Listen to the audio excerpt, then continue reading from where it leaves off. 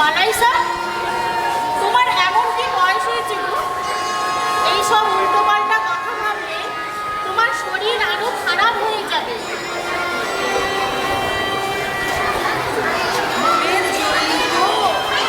এতগুলো বছর কত ঝড় ঝাপটা সামলে একা একাই সংসারে থেকে হলাম।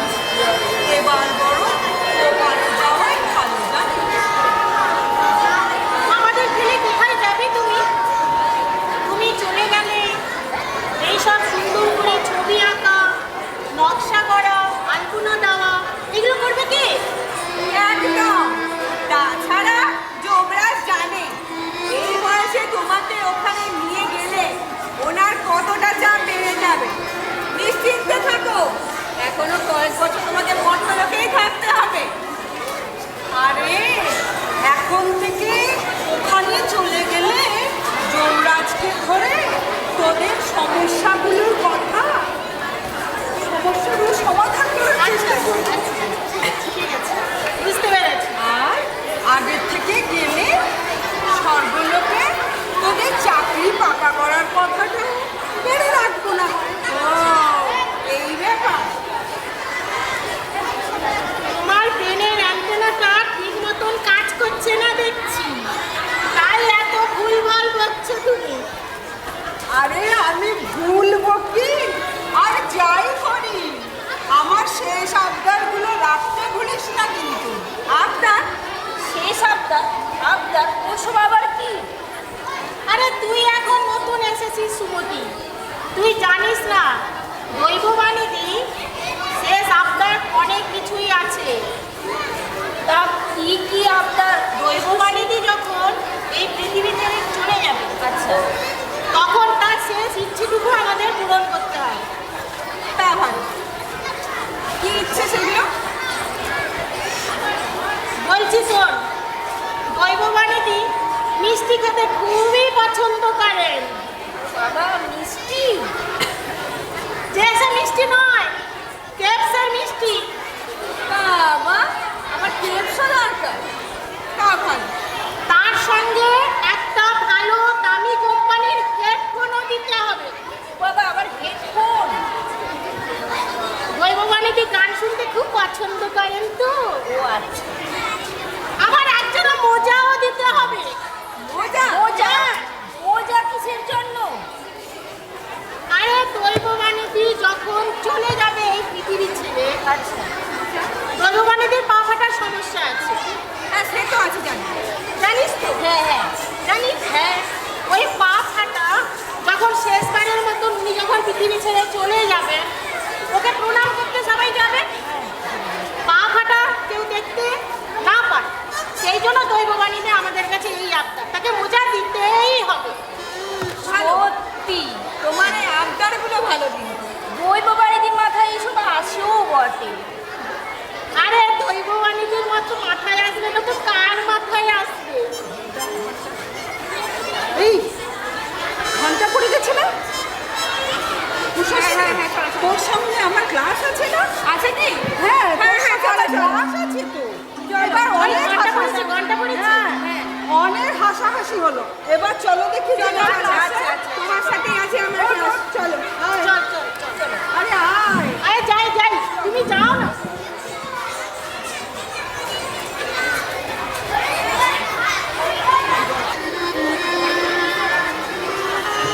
আজ খুবই দুর্বল লাগছে, খুবই দুর্বল। একটু শুয়েই পড়ি।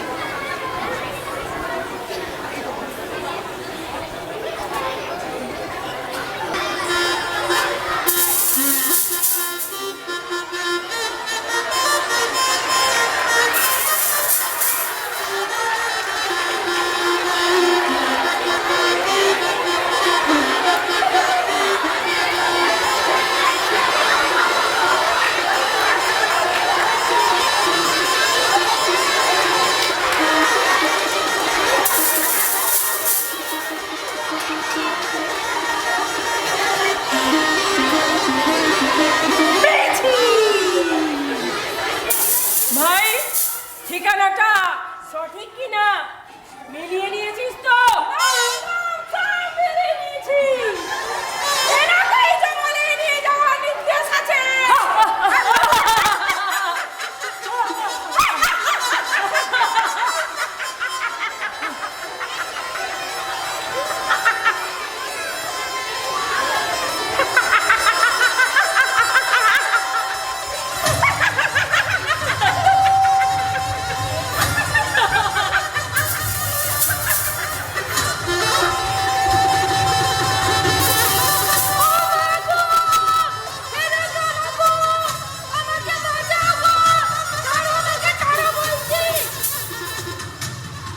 আমরা যমদূত মর্ত্যলোকে তোমার এ জন্মের সময় সমাপ্ত হয়েছে, তাই যমরাজের আদেশে আমরা তোমাকে জমালয়ে নিয়ে যেতে এসেছি। আচ্ছা, আপনারা তাহলে জমদূত। আপনারা বললেই যে আমি চলে যাব আপনাদের সঙ্গে, ভাবলেন কি করে? পরিচয়পত্র আছে আপনাদের কাছে? আর আমার যে ভবলীলা সাঙ্গ হয়েছে তারই বা নোটিশ কোথা? এ মনস্বী বলে কি? কি দুঃসাহস! পরিচয়পত্র, নোটিশ কি সব চাইছে? আমাদের আবার প্রশ্ন করে? লিখিত প্রমাণপত্র ছাড়া আজকাল মর্ত্যলোকে কোনো কিছুই করা যায় না। সব ক্ষেত্রে যে দুর্নীতি বেড়ে চলেছে। ওই দেখো, ওই যে তোমার স্থূল দেহ বিছানার উপর পড়ে রয়েছে, আর তোমার সূক্ষ্ম দেহ মানে তোমার আত্মাকে আমরা জমালয়ে নিয়ে যাব। এটাই প্রকৃতির অটল নিয়ম। আর দেরি করা যাবে না, একদমই দেরি করা যাবে না, নিয়ে চলো।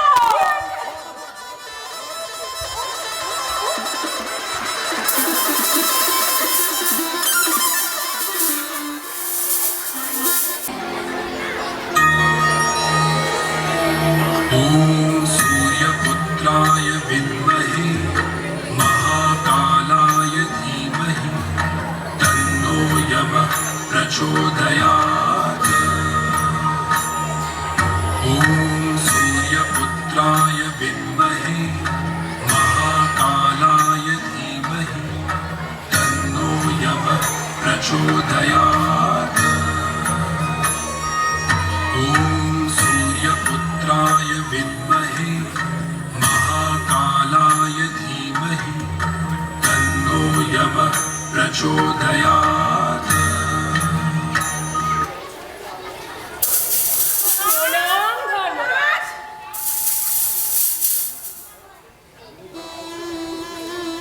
ইনি ভারতবর্ষের পূর্ব দিকে অবস্থিত পশ্চিমবঙ্গ রাজ্যের পূর্ব মেদিনীপুর জেলার অন্তর্গত কাঁথি স্থিত মনোযোগ অঞ্চলের বাসিন্দা। এনার নাম দৈববাণী চৌধুরী, জাতি হিন্দু বাঙালি, গোত্র হচ্ছে ভরদ্বাজ। চিত্রগুপ্ত, চিত্রগুপ্ত, আজ্ঞা করুন ধর্মরাজ। এই দৈববাণী চৌধুরীর কেস হিস্ট্রি তোমার খাতা খুলে আমাকে দেখাও। ওনার পাপ পুণ্যের বিচার করতে হবে তো? বলছি ধর্মরাজ, ইয়ে মানে আমি বড্ড ভুল করে বলেছি আমরা। আর কখনো এমন ভুল হবে না মানে প্রভু। তখন থেকে কি মানে মানে করছো চিত্রগুপ্ত? আবার কি ভুল হলো? তোমার মনে আছে কয়েক দশক আগে এই যমদূতদের ভুলের মাসুল আমাকে এবং দেবতাদের কিভাবে দিতে হয়েছিল? সেই গোটা বিষয়টা অবলম্বন করে একটা সিনেমাও এই জীবন্ত মানুষগুলো বানিয়ে ফেলেছিল। জমালয়ে জীবন্ত মানুষ মানে যমরাজ, আপনি কি ওই সিনেমাটার কথা বলছেন? হ্যাঁ হ্যাঁ, তোমার দুঃসাহস দেখে আমি স্তম্ভিত। আমাকে প্রশ্ন করছো?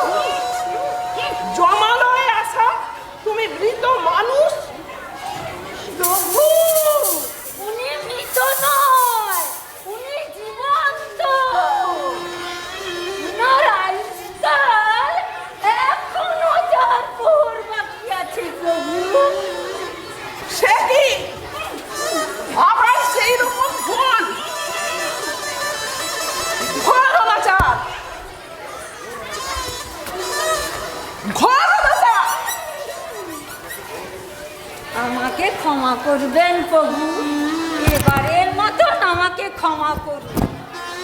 আগের বারে ভুলটা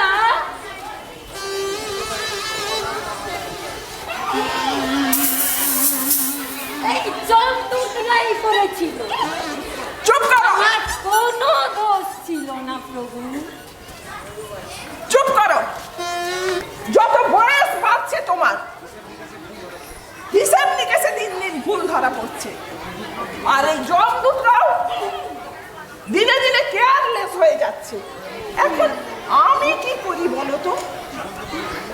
এত বিশ্বস্ত অ্যাসিস্ট্যান্ট হওয়া সত্ত্বেও এরকম ভুল কি করে করলে চিত্রগুপ্ত? আমি অত্যন্ত লজ্জিত প্রভু, দয়া করে এবারের মতন একটা ধর্ম রক্ষার পথ খুঁজে দিন প্রভু।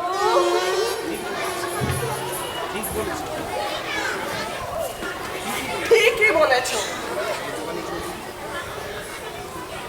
দৈববাণী দেবী, আপনি আগামী 4 প্রহর পরলোকের যে কোনো স্থানে ইচ্ছে মতো চলাফেরা করতে পারবেন। 4 প্রহর অতিক্রান্ত হলে আপনাকে পুনরায় যমলোকে ফিরে আসতে হবে। প্রণাম যমরাজ, মানে প্রণাম ধর্মরাজ। ধন্যবাদ। কি সৌভাগ্য আমার বলুন তো, জীবন্ত মানুষ হয়েও আমি কিনা জমালয়ে আসার সুযোগ পেয়ে গেলাম। আমি তো ভাবতেই পারছি না। আপনার কৃপায় যখন আমি একবার ছাড়পত্র পেয়েই গেছি, প্রথমে স্বর্গলোক হয়ে শিবলোক ও বৈকুণ্ঠধাম দর্শন করার সুযোগ করে দিন প্রভু। অসম্ভব! আপনার পাপ পুণ্যের সুবিচার না করা অবধি আপনাকে মর্তলোক থেকে যমলোকের মধ্যেই চলাফেরা করতে হবে। তাহলে আমিও কিন্তু সবাইকে বলে দেব, জীবন্ত মানুষকে আপনারা ইল্লিগালি জমালয়ে নিয়ে এসেছেন মর্তলোক থেকে। কি মুশকিল! দেখেছো তো চিত্রগুপ্ত, এই জীবন্ত মানুষগুলো কি রকম ডেঞ্জারাস। এখন আমি কি করি বলো তো? এবার খেলা সামলাও। ঠিক আছে দৈববাণী দেবী, আপনার মনের ইচ্ছা পূর্ণ হোক। চিত্রগুপ্ত, দৈববাণী দেবীকে পরলোকের একটা নকশা বানিয়ে দাও। আমার বরে দৈববাণী পরলোকের যে কোনো স্থানে অতি দ্রুত চলাফেরা করতে পারবে।